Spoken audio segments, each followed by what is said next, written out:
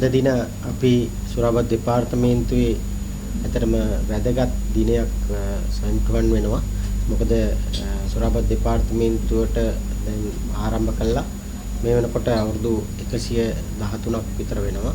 ඉතින් මේ කාලය තුලම සුරාබත් දෙපාර්තමේන්තුවේ කියන්නේ මේ රටේ තියෙන ආදායම එකතු කිරීමේ ප්‍රධාන ආයතන තුنين ප්‍රධාන ආයතනයක් සුරාබත් දෙපාර්තමේන්තුව ආදායම්පත් දෙපාර්තමේන්තුව රේගුව ගත්තාම ඒ අතර අපි ඒ ප්‍රධාන ආයතන තුන අතර ඉන්නවා.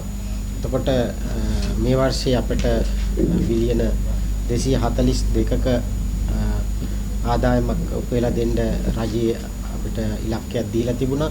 ඉලක්කයට අපි දැන්ටම ළඟා වෙලා තියෙනවා. ඉතින් ඒ ගැන අපි සතුටු වෙනවා.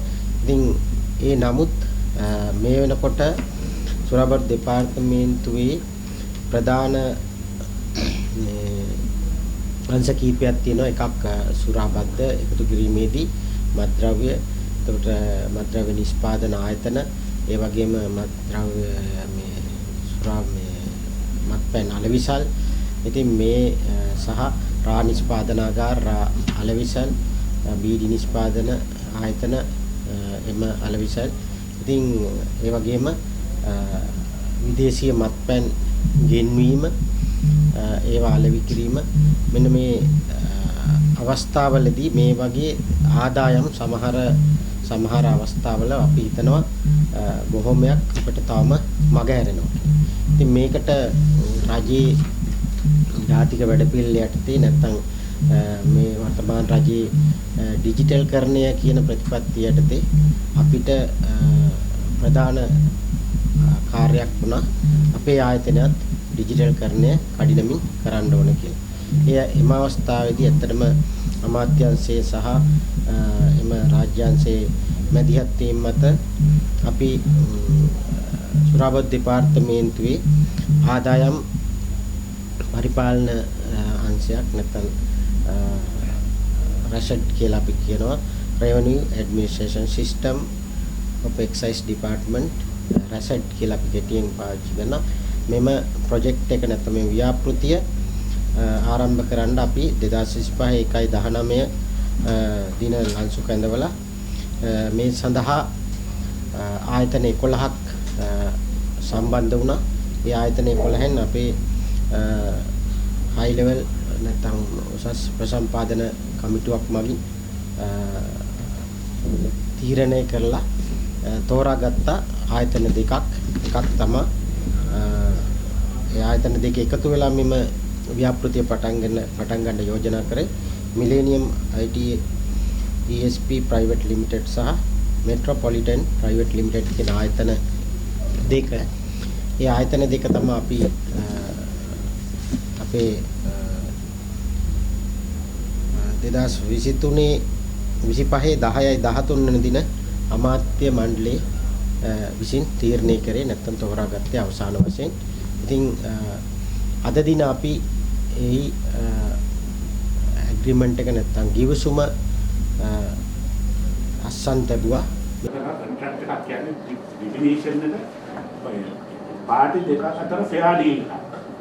අපි ලංකාවේ සමහර විතරා නෑ මේ කට්ටිය වෙන්න එහෙම කළොත් මේ ප්‍රොජෙක්ට් කරන්න ඉස්ස ටීම්. දැන් අද කොන්ට්‍රැක්ට් එක සයින් කරලා පස්සේ ගියා වන් ටීම්.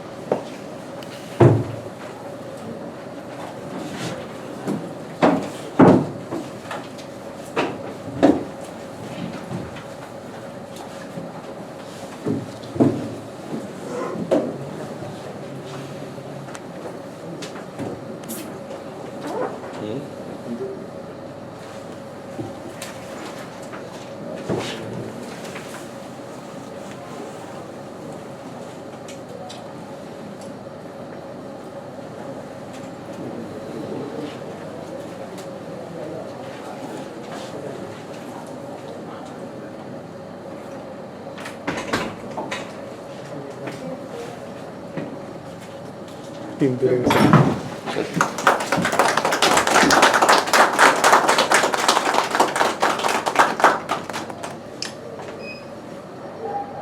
මේ මොහොතේ ඉතින් මේකට අපිට අපේ දෙපාර්තමේන්තුවේ ඊට පස්සේ